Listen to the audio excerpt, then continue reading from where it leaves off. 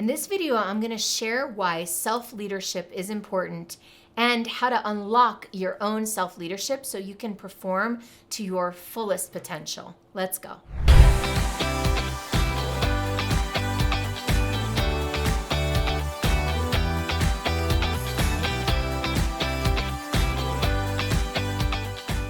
In this video, I'm going to share a little bit about why it's important to focus on self-leadership, then talk about what self-leadership is. I'm going to share with you the answer to the question, can leadership and self-leadership be learned? And finally, I'll finish with cultivating the 3 things that support your self-leadership.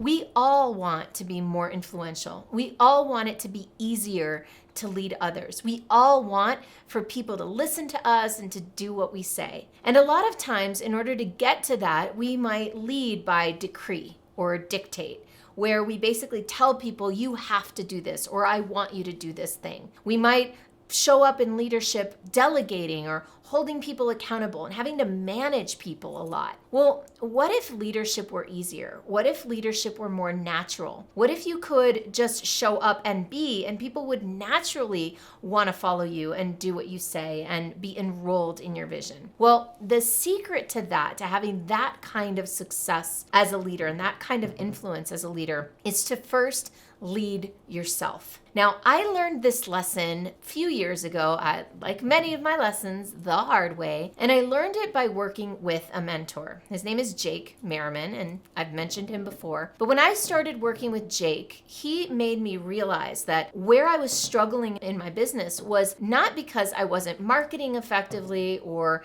I wasn't offering value in my programs. I was doing a lot of those things, but truly because I had not fully stepped into my leadership and I didn't embody the role of leader with my clients. And at the very core, at the very foundation of leadership was that I wasn't leading myself. I remember when I was working with Jake and he kept coming back to this concept of leading myself, and I was getting frustrated with him. I wanted the strategies, I wanted the tools, I wanted to know how to set boundaries, I wanted to create guideline agreements for my clients. I wanted to create all these things in the world, and he kept coming back to my own leadership of myself. And for example, one argument basically that we would have again and again is I would show up on these calls with him and I would want to get to strategy right away, and he would say, are you meditating? Are you taking care of yourself? Are you sleeping? Are you eating? He would want to know about my self-care, my own self-leadership. And I would say, Jake, I don't have time for those things. I'll do those things later. First, I need to focus on making money or getting these clients or not losing any more clients. And finally, he got fed up with me one day and he was just like, you know what, Michelle, I'm done with this.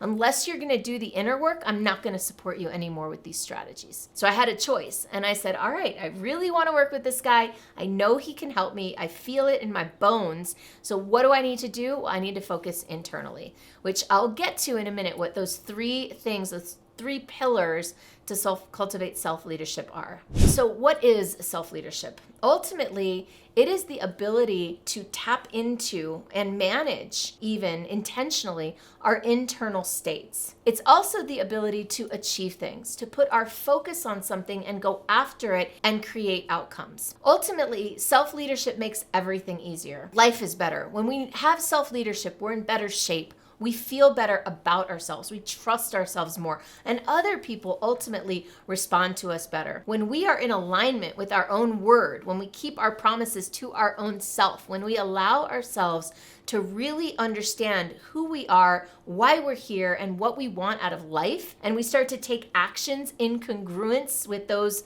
desires that are in alignment with those desires, then everything becomes so much easier and more satisfying. So can self-leadership be learned? Absolutely. Now, I'm not gonna blow sunshine up your you-know-what. The truth is, it's harder for some people than others. And the reason it's harder for some people than others is that we all have different programming. We all have different stories. We all grew up in different households. We have different kinds of wounds and triggers and values and beliefs. And for some of us, if we grew up in a home where we were encouraged to lead ourselves, where we were encouraged to be empowered and self-expressed, and if we were encouraged to be honest with ourselves and to tell the truth with ourselves and with each other, it might be easier to do self-leadership. But it is my opinion, and I've seen this even in myself and with many other people, that if we have a desire and we have a big enough why and we have a big enough reason for doing what we want to do and for wanting to step into greater self-leadership, then anyone can cultivate these skills.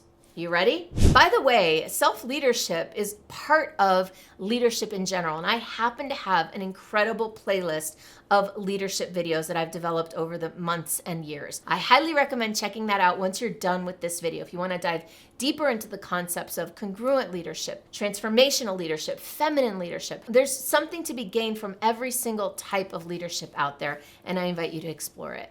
So these are the 3 actions, activities, ways of being that you can cultivate to develop more self-leadership. The first, and I believe most fundamental, is self-trust. And what self-trust looks like, it's a big topic. There's a lot to it. But at its core, it's knowing that you will keep your promises to yourself, first and foremost, and your promises to others. Self-trust is knowing that your word is gold and that there is integrity between what you say you're gonna do and what you actually do. And also self-trust is being congruent and in alignment with your own values and belief systems, not selling yourself out to please others or to make money. The second piece is self-care. Self-care is actually tending to your physiological, emotional, and mental well-being. Self-care involves everything from feeding yourself good food and sleeping enough and exercising, all the way to saying no to things that you don't want in your life and setting boundaries and standards and cutting out things and people even that don't serve you and that don't uplift and support you. Self-care is so fundamental because when we take care of ourselves, when we lead ourselves in order to be able to take care of ourselves, we actually build more self-trust. And we also build more confidence because when we know that we can set those boundaries for ourselves, it helps us to build confidence in leading others. The third item is self-awareness. Really, ultimately, at the end of the day, if we don't have self-awareness about what's really going on internally, we can't have self-leadership. We have to have self-awareness. We have to be able to understand what our internal states are. And this might sound obvious to some of you, but for others, if you're like me and how I was, I didn't even make time. I didn't even know, oh, I'm angry. Oh, I'm frustrated. I'm irritated. I was just angry, frustrated, and irritated, thinking I was normal and that everybody else was the problem. And that's ultimately what self-leadership boils down to. It's understanding that this is a famous phrase or adage, I don't know who made it up. When we point the finger at someone else or something else for causing something in our lives, that means that we're not looking at the 3 fingers that are pointing back at us. Self-leadership is about taking responsibility and saying, all right, no matter what the circumstance is that's got me down or that's driving me crazy, whatever it is, I take full responsibility for it and I claim it. I will work on it. I will find ways to figure it out, to fix it, to change it, to transform it. But ultimately, self-leadership is about taking self-accountability. If the idea of self-leadership and leadership in general is interesting to you, then I invite you to check out my podcast. It's called Awaken Your Inner Superstar, and it's the podcast for leaders, game changers, and entrepreneurs. And what you'll find there is a series of interviews, including some of my own content around how to step into your leadership, how to be more self-expressed, how to be more empowered, how to be more influential in the world and with yourself. So you can check that out at thesuperstarpodcast.com or just click on the link below in the show notes.